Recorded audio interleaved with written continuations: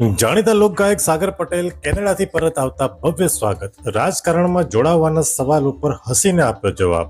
જાણીતા લોકગાયક અને શ્રી ઉમિયા ભક્ત સાગર પટેલ વિદેશથી પરત આવતા ભવ્ય સ્વાગત કરવામાં આવ્યું છે. કેનેડામાં કરેલી નવરાત્રીમાં એકત્ર થયેલી રકમ ઉમિયા મંદિરને દાન આપી છે. લોકગાયક સાગર પટેલ ભવિષ્યમાં રાજકારણમાં એન્ટ્રી કરે તેવા પણ સંકેતો મળી રહ્યા છે. મહેસાણાના વિસનગરના વતની અને લોકગાયક તરીકે નામના મેળવી છે અને ઉમિયા માતાના મોટા ભક્ત કહી શકાય એવા સાગર પટેલ કેનેડાથી નવરાત્રી કરી પરત આવતા અમદાવાદ એરપોર્ટ અને વિસનગર ખાતે તેમના નિવાસસ્થાને ભવ્ય સ્વાગત કરી આવકારવામાં આવ્યા છે. સાગર પટેલ કેનેડામાં નવરાત્રી હોસ્ટ કરવા ગયા હતા અને તેમને જે રકમ મળી હતી એ તમામ રકમ તેઓએ કેનેડામાં બનવા જઈ રહેલા ઉમિયા માતાના મંદિર નિમિત્તે દાન કરીને ઉમદા ઉદાહરણ પૂરું પાડ્યું છે.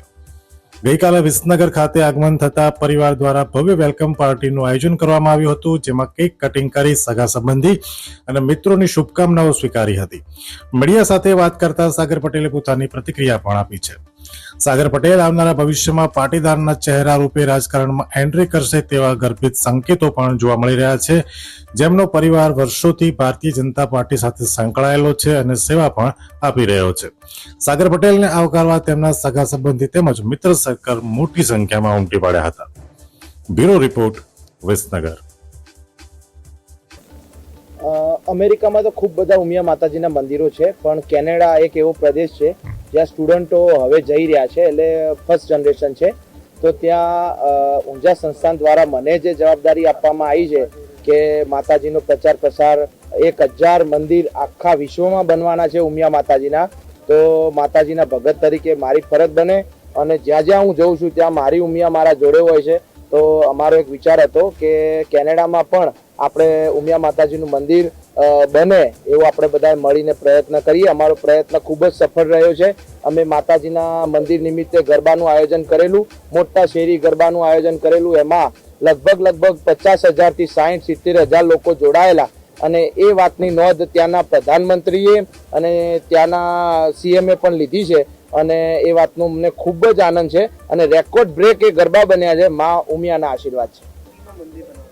ટોરેન્ટોમાં, કેમ કે ટોરેન્ટો એક એવી જગ્યા છે કે જ્યાં દરેક લોકોને આજુબાજુ ખૂબ બધા ગુજરાતીઓ વસે છે અને ટોરેન્ટો મોટું શહેર છે. તો ટોરેન્ટોમાં કોઈ પણ સારી જગ્યા નક્કી કરી અને બધા ત્યાંના જે આયોજકો છે એ મંદિર બનાવવાની શરૂઆત કરશે.